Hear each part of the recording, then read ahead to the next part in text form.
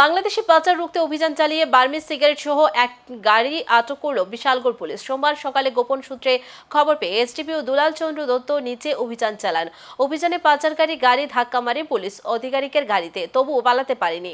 হরিশনগর চা বাগান সড়ক থেকে গাড়ি সহ একজনকে আটক করে বিশালগড় থানায় নিয়ে যাওয়া হয়। উদ্ধার করা হয় বিপুল পরিমাণ বার্মিজ সিগারেট। এখানে একটা ইনফরমেশন ছিল সিক্রেট সোর্সে যে এটা দিয়ে গাড়ি করে বার্মিজ সিগারেট যেটা বাংলাদেশে পাচার হয় সেটা আছে। তখন এটাতে শুনছি যে আমাদের নাকা পয়েন্টও যে সাইন দিছিল, সাইন ভায়োলেশন করে আছে। তখন আমি জাস্ট মর্নিং ওয়াক করে অফিসে এসেছিলাম। তখন আমি স্টাফ নিয়ে যখন গেলাম হরিশনগর চা বাগানের ওই যে মাঝখানের যে রাস্তাটা যে লেবাইয়ের মতো যে আছে এখানে কাজ করছে রাস্তা, তখন আমরা গাড়ি সাইন দিলাম, ও সাইন মানলো না ট্রেনে, এবং ওদিকে একদম খুব স্পিডে একদম রাস্ট চালিয়ে আসছে। পরে এটার পিছনে আবার আমরা গাড়ি দিয়ে ধাওয়া করলাম।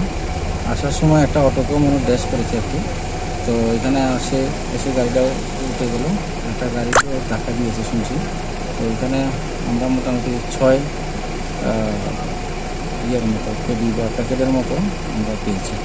এর মধ্যে বার্মিজ সিগারেট ছিল। একজনকে যে গাড়ির অ্যাসিস্ট্যান্ট ছিল, গাড়ির সঙ্গে ছিল যে, তাকে পাওয়া গেছে। নামটা এখনো জিজ্ঞাসা করিনি। আচ্ছা, একটু লেগেছে। আমরা যখন গাড়ির সামনে দাঁড় করেছিলাম একটু সামনে একটু লেগেছে।